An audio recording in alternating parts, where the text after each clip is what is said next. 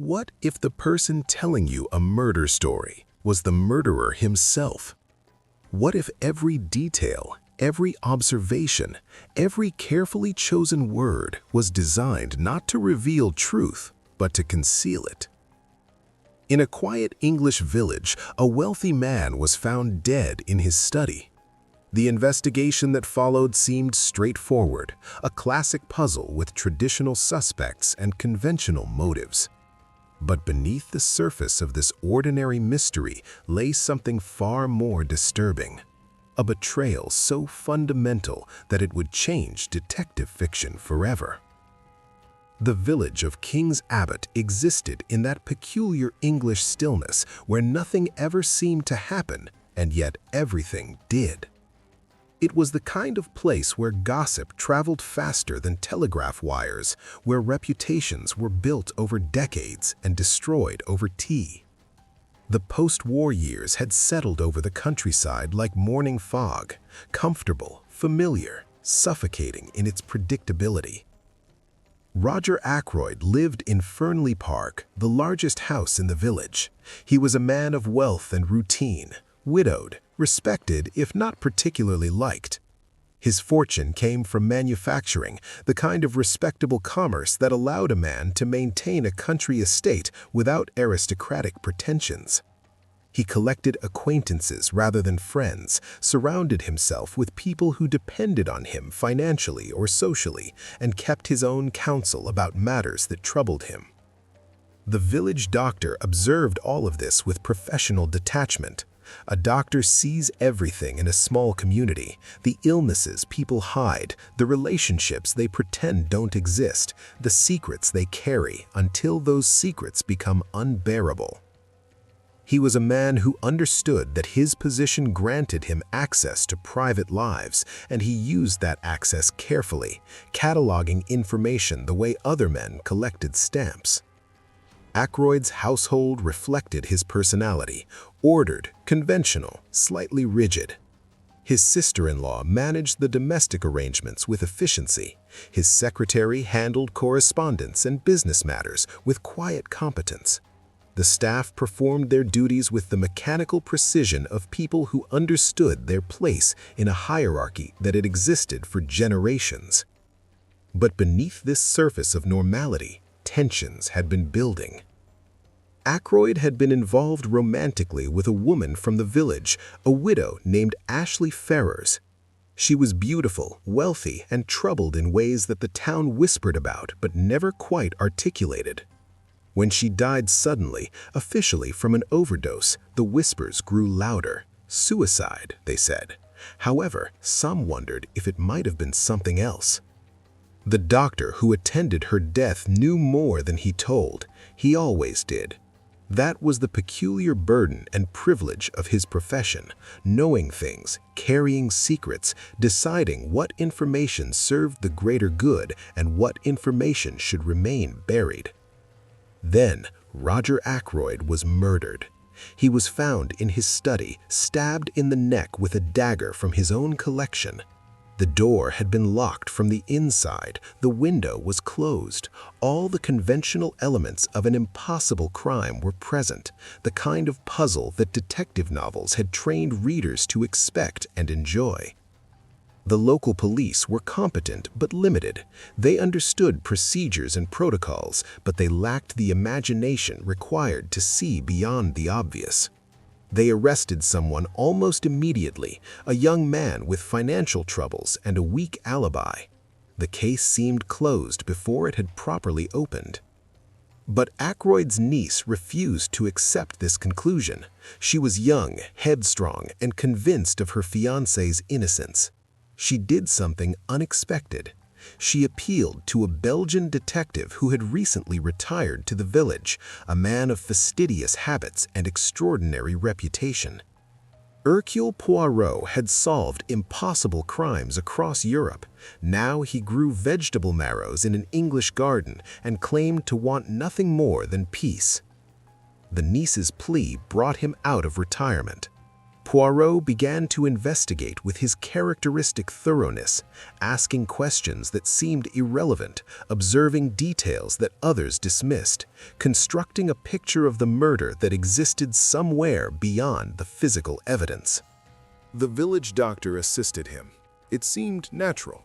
He knew everyone involved, understood the social dynamics, and could provide context that an outsider would miss. He accompanied Poirot on interviews, offered medical insights, and suggested lines of inquiry. He was helpful, cooperative, the ideal Watson to Poirot's Holmes. The investigation revealed complications no one had anticipated. Ackroyd had received a letter the night he died, a letter from Ashley Ferrars written before her death. In it, she confessed to murdering her husband and revealed that she was being blackmailed. She named her blackmailer in the letter, but Ackroyd had been killed before he could tell anyone what he'd learned. Multiple people in the household had motives. The secretary was being blackmailed for a youthful indiscretion. The housekeeper had a criminal past. A mysterious stranger had been seen in the grounds. Ackroyd's own stepson had accumulated gambling debts that were becoming dangerous.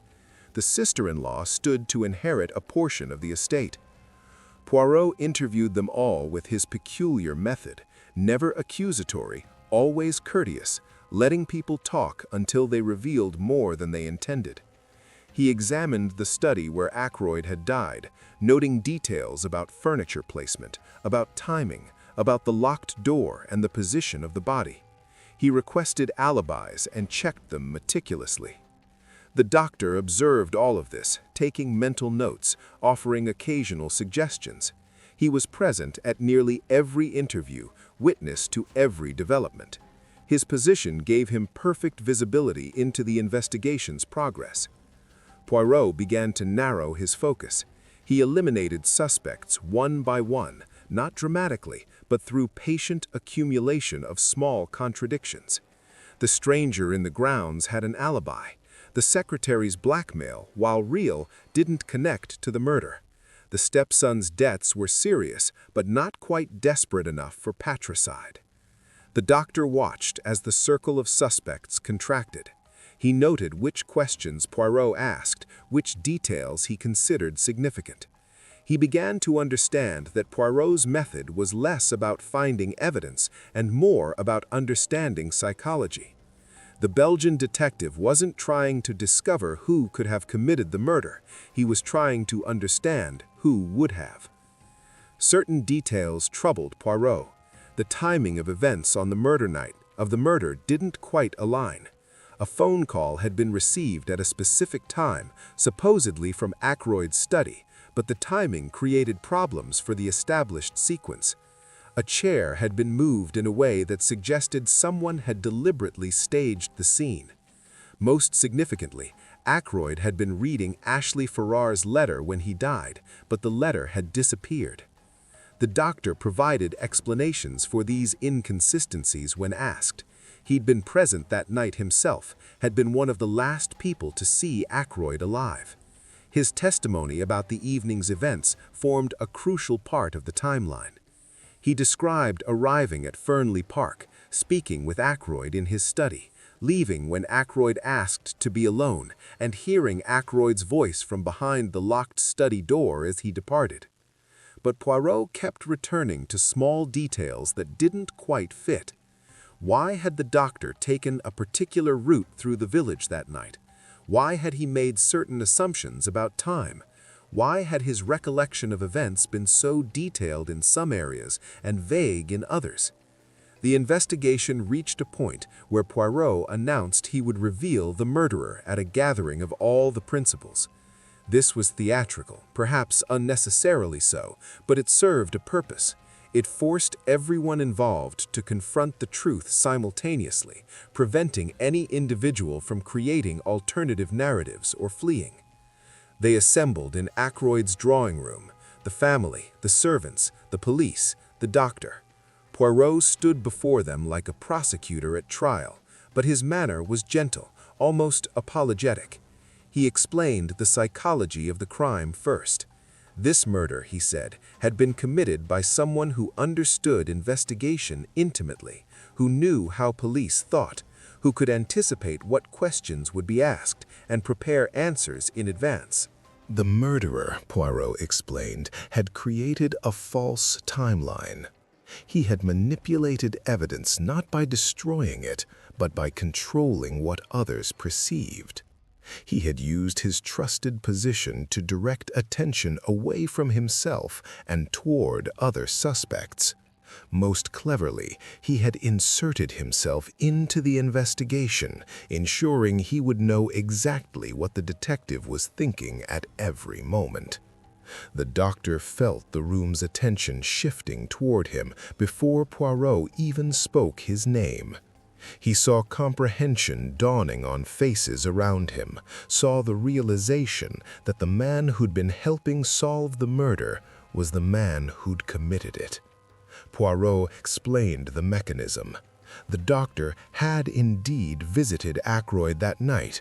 He'd read Ashley Ferrer's letter over Ackroyd's shoulder, the letter that named him as the blackmailer who'd driven her to suicide. Ackroyd had asked him to leave, had said they would discuss the matter in the morning. The doctor knew that the discussion would end with his exposure and ruin. So he'd killed Ackroyd, stabbed him with the dagger, arranged the body, and locked the door from inside using a simple trick with a key. Then he'd created a false timeline by calling Ackroyd's number from outside and leaving a message, creating the impression that Ackroyd had been alive later than he actually was. His position as the village doctor, as Ackroyd's friend, as the person who discovered the body, all of it had given him cover. No one suspected the trusted physician who'd seemed so helpful, so concerned, so eager to assist the investigation. The room was silent. The doctor didn't deny it. What would be the point? Poirot had reconstructed everything, had seen through every deception. The game was over. But here was where the story took its most disturbing turn. Because everything the audience had learned about this murder, they'd learned from the doctor himself. He'd been narrating the entire investigation, describing Poirot's brilliance, documenting the interviews and deductions. He'd been controlling the narrative even as he appeared to be merely recording it.